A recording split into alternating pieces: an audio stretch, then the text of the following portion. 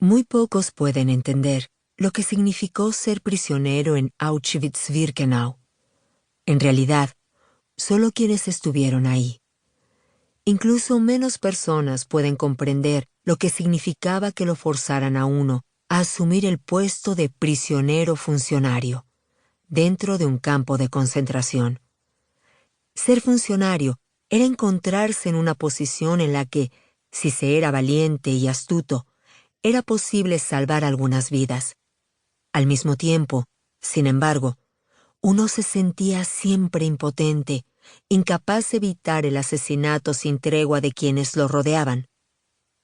Ser funcionario significaba vivir con la conciencia permanente de que, en cualquier momento, podrías perder tu propia vida a manos de un guardia aburrido o contrariado, si éste notaba que estabas siendo demasiado amable con un compañero prisionero, aunque lo único que trataras de hacer fuera conservar tu humanidad. Aunque incluso dentro de su familia muy pocos conocían su historia, Magda Hellinger-Blau, mi madre, fue ese tipo de prisionera. Magda siempre fue un enigma. A pesar de todo lo que vivió, no era como muchos otros de los supervivientes del Holocausto que continuaron mostrando las cicatrices emocionales de su experiencia el resto de su vida. Ella siempre miraba hacia adelante. Era positiva y trabajadora. Cuando mi hermana y yo éramos pequeñas, de vez en cuando nos llegó a contar algunas historias de los campos de concentración y del peculiar puesto que ocupó ahí, pero siempre lo hizo de una manera mesurada y reservada, como cualquier madre contaría historias de su infancia y juventud en la granja en que vivió. No teníamos idea de lo que se ocultaba en sus narraciones. Tarde o temprano solo poníamos los ojos en blanco y decíamos: «¡Ay, ya, mamá, olvídalo!». Al final, escribió y reescribió su historia a mano sin decirle a nadie, ni a nosotras. En algún momento contrató a un joven para que transcribiera sus palabras y mecanografiara el manuscrito, y fue entonces cuando tuve la oportunidad de leer la historia. Sin embargo, para ese momento ya no le interesaba que le hicieran comentarios o pidieran explicaciones. En 2003, cuando tenía 87 años, llevó el archivo a una imprenta y ahí fabricaron un librito. Luego organizó una presentación para apoyar a una asociación caritativa con la que colaboraba y vendió cierta cantidad de copias. Eso fue todo.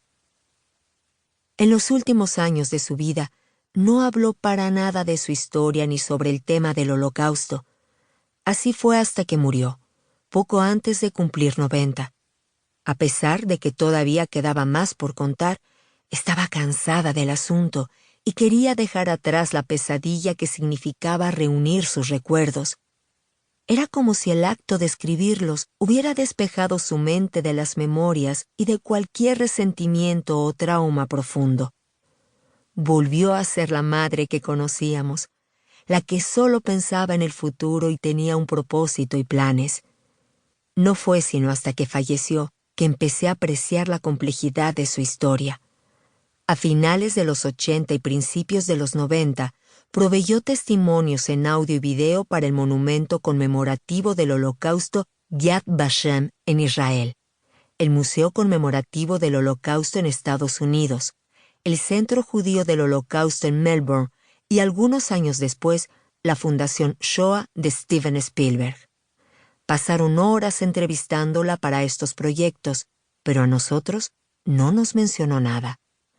Cuando vi y escuché las grabaciones, me di cuenta de que, debido a la prisa que tenía por imprimir su historia, omitió muchos detalles.